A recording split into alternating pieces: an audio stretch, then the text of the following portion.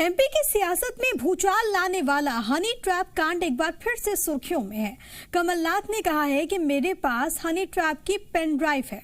कमलनाथ के इस बयान पर पलटवार करते हुए सूबे के सहकारिता मंत्री ने कहा कि कमलनाथ के पास जो भी सबूत हैं उन्हें उजागर करना चाहिए ताकि व्हाइट कॉलर्स वाले भी जेल में पहुंचे। भदौरिया ने कहा कि कमलनाथ के बयान से समझा जा सकता है कि उन्होंने अपनी सरकार में मामले को दबाकर रखा था। कमलनाथ पर निशाना साधते हुए कहा कि ऐसी धमकी देकर वो उमंग सिंघार को बचाना चाहते हैं। बताते चले आपको कि सिंघार केस में कल कमलनाथ के घर पर कांग्रेस विधायकों की बैठक हुई और इसमें सरकार पर झूठी कार्रवाई का आरोप लगाया गया। इस बैठक के बाद कमलनाथ ने आज प्रेस कॉन्फ्रेंस में कहा कि उनके पास भी हनी ट्रैप की पेन ड्राइव है।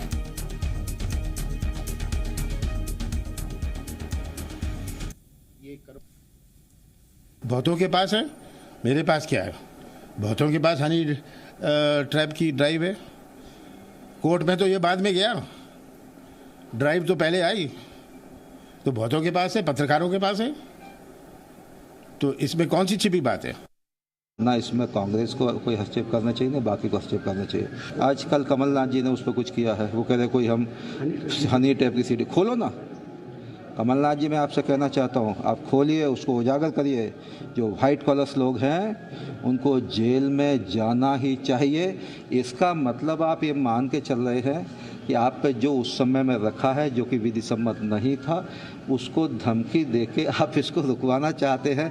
ये सोच किस प्रकार की है, उसको भी खोलिए, मीडिया में लाइए और इसके खिलाफ भी एक्शन।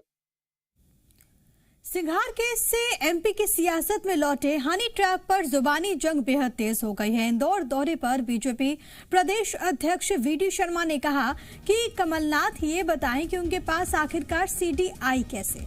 वीडी शर्मा ने यह भी कहा कि तत्कालीन कांग्रेस सरकार, जिसके मुख्यमंत्री कमलनाथ थे, उनको एसआईटी गठित होने के बाद सीडी दी कैसे गई।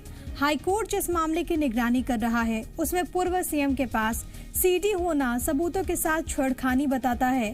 वीडी शर्मा ने यह भी कहा कि अगर कमलनाथ ने झूठ बोला है तो उन्हें माफी मांगनी चाहिए या फिर सबूत पेश करना चाहिए।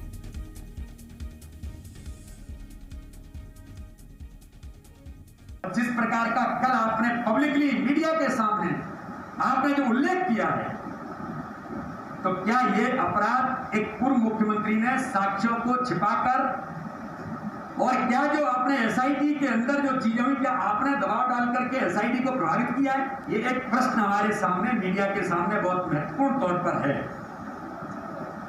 ऐसे में पूर्व मुख्यमंत्री कमलनाथ के पास सीडी का होना सीधे तौर पर सबूतों के साथ छेड़छाड़ की ओर इंगित करता है। सहकारिता मंत्री अरविंद भदौरिया ने जबलपुर में क्राइसिस मैनेजमेंट कमेटी की बैठक ली। बैठक के बाद भदौरिया ने उमंग सिंघार केस में कांग्रेस पर निशाना साधते हुए कहा कि कांग्रेस का ट्रैक रिकॉर्ड रहा है। सरला मिश्रा हत्याकांड, नैना साहनी तंदूर कांड जैसा ही उमंग सिंघार का मामला है, लेकिन इस मामले में राजनीति नहीं होनी चाहिए। पुलिस को अपना काम करने देना चाहिए। ट्रैक रिकॉर्ड है कांग्रेस का, अकेला उमंग सिंघार नहीं है। सरला मिश्रा का हत्या हुई थी, आपको ध्यान होगा। एक समय नैना साहनी को तंदूर में भून दिया गया था कांग्रेस के नेताओं को, आपको ध्यान होगा। हेमंत कटारे करके उपतांशु सिंह पत्रकार है, आपकी बिरादरी की थी, पत्रकार जर्नलिस्ट की टॉपर छात्रा थे। उसके साथ जो भी घटना हुई, बाद में वो सुसाइड कर गई, मारा गया, सुसाइड कर गई। ऐसे उमंग सिंघार के बारे में भी मेरा कहना है कि इनका उमंग सिंघार का पूरा ट्रैक तलाशिए, क्या स्थिति का है। योग से निरोग कार्यक्रम के तहत कोरोना के home isolated Covid care centre पर भर्ती और स्वस्थ हुए मरीजों, योग प्रशिक्षकों से मुख्यमंत्री शिवराज सिंह चौहान, आध्यात्मिक गुरु श्री श्री रविशंकर और योग गुरु बाबा रामदेव ने संवाद किया। सीएम शिवराज ने कहा कि पहली लहर में उन्हें भी कोरोना संक्रमण हुआ और वो डायबिटिक भी हैं। उस समय वो नियमित रूप से योग करते रहे और स्वस्थ हुए। सीएम ने ये भी कहा कि कोरोना को समय पर पहचान करना, पकड़ना बेहद जरूरी है। सीएम ने कहा कि समय था जब पॉजिटिव रेट 24% था, लेकिन अब 5% के आसपास आ चुका है। इस दौरान कोरोना वॉरियर्स ने योग की मदद से किसी तरह से कोरोना से जिंदगी की जंग जीता है। अनुभव शेयर किए हैं खंडवा की खैरुनिसा परियानी ने बताया कि 15 साल से शुगर पेशेंट होने के बावजूद वो हिम्मत से लड़ाई लड़ी और कोरोना को उन्होंने हराया। वो लगातार योग कर रही हैं और इससे वो बहुत अच्छा महसूस भी कर रही हैं। बालाघाट से जयश्री ठाकरे ने बताया कि महामारी के दौर में योग कर स्वस्थ रहा जा सकता है। बाबा रामदेव ने योग से निरोग कार्यक्रम के लिए सीएम शिवराज सिंह चौहान के इस दौरान तारीफ भी की।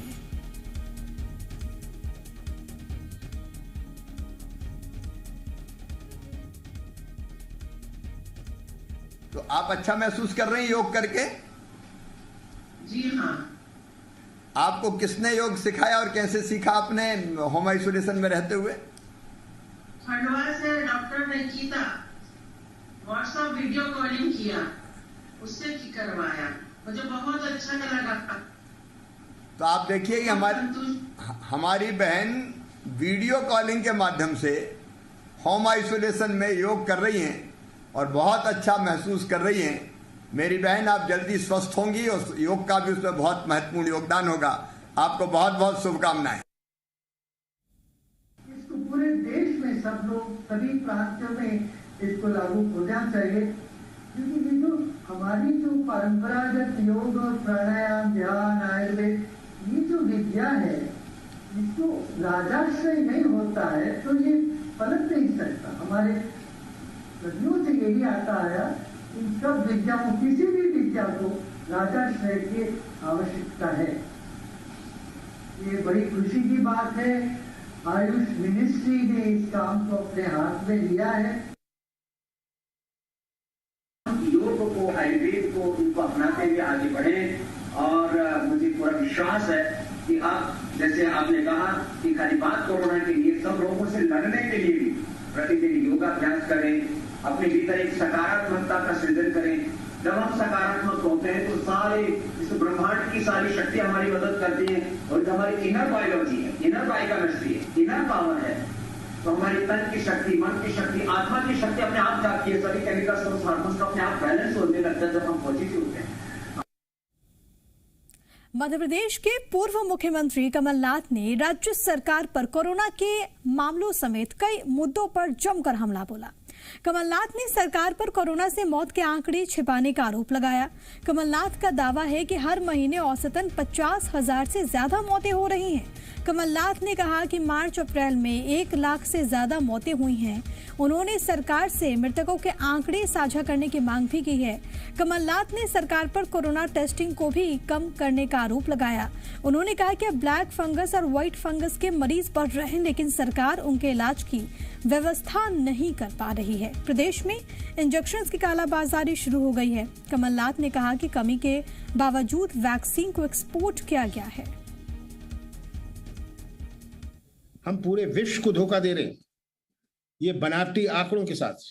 मुझे ये मतलब नहीं है कितनी कोविड की मृत्यु हुई, कि कोविड की मृत्यु की जो मापदंड है ये बनावटी है, ये फर्जी है, ये दबाने के लिए है, छिपाने के लिए है। मैं तो ये कैलकुलेशन करिए कि कितनी लाशें, हम लाशें गिने, शमशान घाट में पहुंची और कब्रिस्तान में पहुंची। बहुत सारे जिलों से तो आंकड़े आ गए, इसमें ग्रामीण क्षेत्र भी है, शहरी क्षेत्र भी है, और हमने फोन पर ही आंकड़े मंगाए। 1 लाख से ज्यादा मार्च और अप्रैल में मध्य प्रदेश में मृत्यु हुई। अंशुमन का ये आयुष्मान का 1 लाख रुपए दिया, क्या है मुआवजा, जो लोग मर गए, पर कौन से मरे हैं? 5 लाख रुपए में मेरी मांग है, 5 लाख रुपए जिनकी मृत्यु हुई है उनको 5 लाख रुपए दिए जाए। टेस्टिंग बंद कर दी। मैंने शिवराज सिंह जी को फोन करके कहा कि आप कृपा करके टेस्टिंग की जो आपने टारगेट हर जिले के बनाए हैं, ये टारगेट मत रखिए। अगर 500 लोग चाहते हैं टेस्टिंग करना, आप 500 के कर लीजिए। आपने 80 का टारगेट बनाया, इसका मतलब 420 लोग तो ये टेस्टिंग नहीं हुई, उसमें से अगर 20-25% को हुआ, उन्होंने तो फैला दिया। उसके बाद हफ्ते भर बाद आप सर्टिफिकेट देते हैं। इधर ग्वालियर में कोरोना से मौत के आंकड़ों की गुत्थी उलझी हुई है। अभी भी 200 लोगों की फाइल ये जानने के लिए अटकी है कि उनकी मौत कोरोना की वजह से हुई या फिर कुछ और कारण है। दरअसल सरकारी अस्पतालों के हेल्थ बुलेटिन को लेकर भी सवाल है। ऐसी जानकारी है कि जे आरोग्य अस्पताल में अभी तक कोविड वार्ड में भर्ती 938 मरीजों की मौत हो चुकी है। इनमें से करीब 750 मरीजों की मौत का ऑडिट हुआ है। वहीं स्वास्थ्य विभाग के बुलेटिन में केवल 512 लोगों की मौत कोरोना की वजह से बताई जाती है। यही अलग अलग आंकड़े बता रहे हैं कि कोरोना से मरने वालों का आंकड़ा सवालों के घेरे में है। कई परिजनों का ये आरोप है कि जब वो मृतकों का सर्टिफिकेट लेने के लिए पहुंच रहे हैं तो अस्पताल के सर्टिफिकेट पर मौतों का कारण कोरोना नहीं बल्कि सामान्य बीमारी को बताया जा रहा है। अब मैं मृत्यु प्रमाण पत्र लेने आया हूँ। डॉक्टर के अनुसार ये कोविड-19 द्वारा मृत्यु हुई है उनकी, दादी जी है मेरी। और ये जो मृत्यु प्रमाण पत्र बना है इसमें उन्होंने सामान्य मृत्यु दिखाई है। ऐसा क्यों? परेशानी ये है कि डेथ सर्टिफिकेट पे कोविड-19 लिख के नहीं दे रहे हैं और जो अभी दूसरों को लिख के दिया है उनका जो जारी हुआ है वो 4 मई को हुआ है, मतलब प्रेजेंट में। तो 17 दिन में इन लोगों ने फॉर्मेट चेंज कर दिया। अभी हमने जो बात की उसमें कह रहे हैं कि कॉलम नहीं है। डेथ सर्टिफिकेट पे ये ना क्या बोलते कोविड-19 लिख के नहीं दे रहा है और पहले जो बने हैं उसमें सब पे लिखा है, अब जो है उस पर किसी पे नहीं आ रहा। डेथ ऑडिट हमेशा हो रहा है, कोविड का पहले भी हुआ था, अभी भी हो रहा है। अभी क्या है एकदम से कुछ संख्या बहुत ज़्यादा हो गई थी तो थोड़ा विलम्ब हुआ, परंतु उनको निर्देशित कर दिया गया है कि तत्काल सभी मरीजों का ऑडिट रिपोर्ट जमा कराएं। जो SRF-ID हम लोग सार्थक पे चेक करते हैं तो वहाँ वो ट्रेस नहीं हो पाता है, फिर बाद में मालूम पड़ता है वो तो किसी और ज़िले में चेक करा के आया था। तो इसमें थोड़ा टाइम लगता है, कोई इतना मतलब आसान काम भी नहीं है उसको पेशेंट को ट्रेस करने में, इसलिए टाइम लगता है। बाकी जैसे जैसे पूरा डेटा मिलता जाएगा हम लोग फीड करते जाएंगे, वो अपडेट हो जाएगा। कितने लोग होंगे जिनके ऑडिट होना है? अभी करीब जो फिगर मेरे सामने आया था 200 के लगभग फिगर है कुछ, जिनका कि हम लोग को अभी उसका पूरा चेक करना डेटा ऑडिट। सरकार चाहे आयुष्मान कार्ड से इलाज के लाख दावे कर ले, लेकिन निजी अस्पतालों की मनमानी रुकने का नाम नहीं ले रही। मामला बड़वानी से है, जहां के निजी साईं बाबा जीवन धारा हॉस्पिटल पर नर्स ने ही गंभीर आरोप लगा दिए हैं। साईं बाबा जीवन धारा हॉस्पिटल में काम करने वाली नर्स का आरोप है कि उसने कोरोना पॉजिटिव होने के बाद अपनी मां को अस्पताल में भर्ती कराया था। शुरू में बेहतर इलाज भी हो रहा था, लेकिन जैसे ही उसने इलाज के लिए आयुष्मान कार्ड लगाया, इलाज में लापरवाही बरती जाने लगी। जब उसने इसका विरोध किया तो अस्पताल प्रबंधन छुट्टी का दबाव बनाने लगा। नर्स का आरोप है कि प्रबंधन ने मरीज को ऐसी मशीनों को लगाकर वीडियो बनाया जिसकी मरीज को जरूरत ही नहीं थी, ताकि वो दिखा सके कि उनका इलाज क्या है। वहीं पूरे मामले पर SDM जांच के बाद कार्रवाई की बात कह रहे हैं। दे रही थी तब तक तो सारा मेडिसिन दिया था, आयुष्मान लगाने के बाद क्यों नहीं? और मैं खुद हॉस्पिटल स्टाफ हूँ, मेरे को ये चीज़ पता है कि मीटिंग में ये बात हुई थी कि अगर हम 10,000 का रेमडेसिविर भी बाहर से ला रहे हैं तो आपको लगाना है मरीज को। तो जब मैं 2,500 के इंजेक्शन बाहर से ला रही थी तो क्यों मना करा? मेरे को ये कहा कि बाहर से कोई इंजेक्शन नहीं आप ला सकते, अगर आपको ज़्यादा दिक्कत है तो आप छुट्टी करवा लो। जब ये हॉस्पिटल स्टाफ के साथ ये सब कर सकते हैं तो दूसरे मरीजों के साथ तो बहुत कुछ होता होगा। साई हॉस्पिटल की शिकायत लेकर एक महिला आई है। एक वर्षा सोलंकी नामक महिला के द्वारा साई हॉस्पिटल की कुछ चिकित्सा को लेके और बिल को लेके शिकायत की हुई है। उसकी जांच की जाएगी, जांच में सही पाए जाने पर नियमानुसार कार्रवाई की जाएगी। सरकार ने भले ही कोरोना से अनाथ हुए बच्चों का खर्च उठाने और उन्हें 21 साल तक 5,000 रुपए देने का ऐलान किया हो, लेकिन योजना के क्रियान्वयन को लेकर सवाल उठ रहे हैं। सरकारी दावों की पड़ताल करने जब जी मीडिया की टीम राजधानी भोपाल के एक परिवार के पास पहुंची तो योजना पर सवाल खड़े हो गए। दरअसल 17 साल के नाबालिग के माता पिता का कोरोना से निधन हो गया। ऐसे में उसे सरकारी मदद की सख्त जरूरत है, लेकिन नगर निगम के डेथ सर्टिफिकेट पर कहीं नहीं लिखा है कि उसके माता पिता की मौत कोरोना से हुई, जबकि अस्पताल के सर्टिफिकेट में कोरोना से मौत का कारण लिखा हुआ है। वहीं निगम कमिश्नर से जब मामले के बारे में बात की गई तो पता चला कि निगम के सर्टिफिकेट में मौत का कारण लिखने का प्रावधान नहीं है। ऐसे में सवाल उठता है कि आखिर समाज सरकार ने जो योजना घोषणाओं में उतार दी है वो जमीन पर कैसे उतरेगी। मध्य प्रदेश की शिवराज सरकार ने ऐलान किया है कि कोरोना के कारण जिनके माता पिता की मौत हो गई है, ऐसे बच्चों का सरकार ख्याल रखेगी। इन्हें 21 साल की उम्र तक 5,000 रुपए देने की योजना सरकार ने बनाई है, जिससे तत्काल प्रभाव से लागू करने के सीएम ने निर्देश दिए थे। लेकिन बड़ा सवाल यह है कि आखिर इस योजना का क्रियान्वयन कैसे होगा। हम ऐसे ही एक परिवार के पास मौजूद है राजधानी भोपाल में, जिनके माता पिता की मौत हो गई है और इकलौता बेटा इस परिवार में बचा हुआ है। डेथ सर्टिफिकेट नगर निगम की ओर से तो दे दिया गया है, लेकिन इस डेथ सर्टिफिकेट में कहीं भी कोरोना का जिक्र नहीं किया गया है। ऐसे में ये क्लेम कहां करें और किससे करें, यह बड़ा सवाल बना हुआ है। जबकि जो हेल्पलाइन नंबर जारी किए गए हैं उससे भी परिवार को कोई रिस्पॉन्स नहीं मिल रहा है। ये बच्चा अभी 17 साल का है और 11वीं में पढ़ाई कर रहा है। ऐसे में पूरी जिम्मेदारियां इनके कंधों पर हैं, दादा दादी भी साथ हैं और एक दिन के अंतराल में पिता की मौत हो जाती है, दूसरे दिन माता की मौत हो जाती है, तो कितना बड़ा दुख का पहाड़ है इस परिवार के ऊपर, ये आप समझ सकते हैं।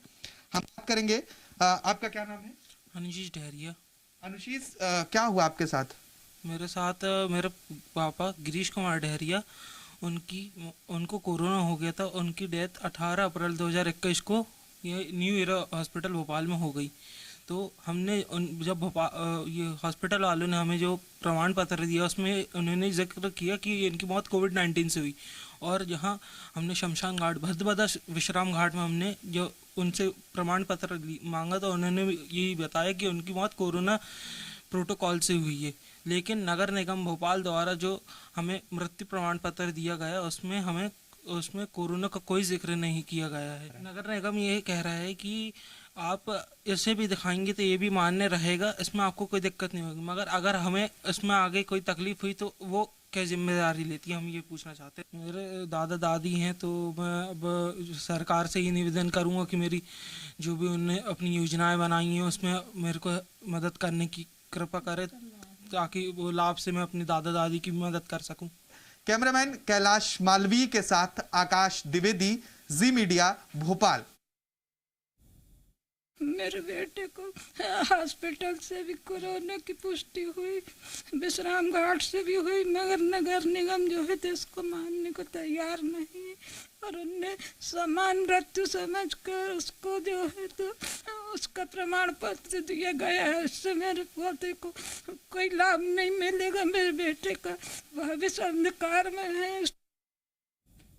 और अब बात एक ऐसी खबर की जिसे सुनकर आप चौंक जाएंगे, क्योंकि राजगढ़ में एक ऐसा अस्पताल धड़ल्ले से चल रहा है जिसका रजिस्ट्रेशन ही नहीं था। इस अस्पताल में बिना डिग्री वाला डॉक्टर सर्जरी करता था, 10वीं फेल नर्स डिलीवरी कराती थी, अनपढ़ कर्मचारी ऑक्सीजन लगाता था।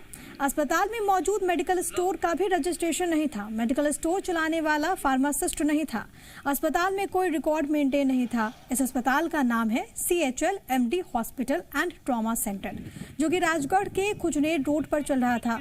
अस्पताल में बीते दिनों एक महिला को डिलीवरी के लिए एडमिट कराया गया। महिला की आखिरी सोनोग्राफी नॉर्मल थी, लेकिन डिलीवरी के बाद बताया गया कि बच्चा मरा हुआ निकला और इसके बाद परिजनों ने हंगामा करते हुए मामले की शिकायत अधिकारियों से की। अधिकारियों ने पुलिस के साथ जाकर दबिश दी। जांच में पता चला कि अस्पताल में एक हफ्ते में 4 बच्चों की मौत हो चुकी है। अस्पताल में सरकारी ऑक्सीजन सिलेंडर भी मिला। फिलहाल प्रशासन ने अस्पताल को सील कर दिया है। गुस्साए परिजनों, नागरिकों ने आरोपियों के खिलाफ रासुका के तहत कार्रवाई की मांग की। हमसे ये पूछा गया कि फाइल आपकी पिछली बताओ कि उसमें इनका ब्लड कितना है, इनका मतलब जैसे TB कितना है, कुछ भी नहीं लिया गया। सीधे लेबर रूम में लेके गए और दाई ने बोला 12:30 तक डिलीवरी हो जाएगी। और खोपरे का तेल लगा के वो डिलीवरी करने लगे, क्योंकि वो मरी पैदा करी इन्होंने मतलब। और उस समय मैंने बोला नहीं, क्योंकि मेरी बहू बिल्कुल मेरे हाथ में थी, वो भाग रही थी। वो उसने पूछा क्या हुआ, तो मैंने ये बोला इनका ICU में शिफ्ट कर दिया बेटा, तेरी बेटी को बेटी हुई। मेरे यहाँ कुछ भी एंट्री कुछ भी नहीं हुई, सब कुछ फर्जी कर रहा है। हम लोगों के बच्चे जो प्रशासन ने सारे डॉक्यूमेंट जब्त किए हैं यहाँ से। हम लोगों के जो बच्चे शांत हुए ना, उन लोगों की एंट्री भी नहीं पाई गई यहाँ पर। रजिस्टर में एंट्री कुछ भी नहीं इनके पास में, किसी की एंट्री नहीं। जितने बच्चे पार्वती नर्स पार्वती भाई को भी हाँ बुला, पार्वती भाई को बुला वो बच्चों को मार रही है। आप क्या होते हुए आप हाथ क्यों साफ कर रहे हो अपना? सुनो मैडम, हाथ की उंगली नहीं दिखाएगा, उंगली नहीं दिखाएगा। मेरी बच्ची मार आई है, उंगली दिखाएगा। उस दिन मैं के गई थी कि मैं मेरी बहू के पीछे छुप रही थी मैं, कि मेरी बहू थोड़ी ज्यादा बीमार थी, मेरे को पानी दो जरा सा, कि है ना इसकी रात रजिस्ट्रेशन नहीं था, वहाँ कोई क्वालिफाइड व्यक्ति नहीं था दवाइयाँ देने के लिए लोगों को। प्लस जो नर्सिंग स्टाफ था वो भी जो BSc नर्सिंग के स्टूडेंट्स हैं वो पाए गए यहाँ पे। इस तरह की और भी अनियमितताएँ यहाँ पाई गई। रिकॉर्ड और जो सामान था वो यहाँ पे जब्त किया गया है और इस क्लिनिक को जो है सील करने की कार्रवाई की गई। वहाँ पर जो मेडिकल शॉप है वहाँ पर फार्मासिस्ट है, उसके पास लाइसेंस ही नहीं है, ठीक है, वो 10वीं पास है भी, ठीक है। वहाँ पर जितने भी नर्स हैं पूरे अनट्रेंड है, डिग्री ही नहीं है उनके पास। एलोपैथिक मेडिसिन प्रिस्क्राइब करने की अधिकारता है। और इस बीच एक बड़ी खबर भोपाल से। ऑक्सीजन के 2 टैंकर पहुंचे मंडीदीप। ये आपको बड़ी खबर बता रहे हैं। 46 टन ऑक्सीजन के 2 टैंकर यहाँ पर पहुंचे हैं। झारखंड के बोकारो से मंडीदीप पहुंचे ये ऑक्सीजन टैंकर ट्रेन के जरिए बोकारो से यहाँ पर पहुंचे हैं। तस्वीरों में आप देख भी सकते हैं। जरूरत पड़ने पर भोपाल के अस्पतालों को ये ऑक्सीजन सप्लाई होगी। इधर इंदौर में सख्त लॉकडाउन के विरोध में उतरे कैलाश विजयवर्गीय। लोकतांत्रिक तानाशाही भरे फैसले को अनुशासित शहर पर क्यों थोपा, ये उन्होंने सवाल पूछा है। जिस फैसले की चौतरफा निंदा उस पर हो पुनर्विचार, ये उनके द्वारा मांग की गई है। प्रशासन और जनप्रतिनिधियों को मिलकर विचार करना चाहिए, ये उन्होंने कहा है। और एक और बड़ी खबर भोपाल से। काजी कैंप इलाके की सड़कों पर उतरे DIG इरशाद वली। अनाउंसमेंट करते हुए लोगों को सख्त अंदाज में उन्होंने समझाया। कोरोना कर्फ्यू का उल्लंघन करने वालों को उन्होंने समझाया और ये कहा कि तुम्हारी हरकतों से घर वाले बड़े बुजुर्ग मरेंगे।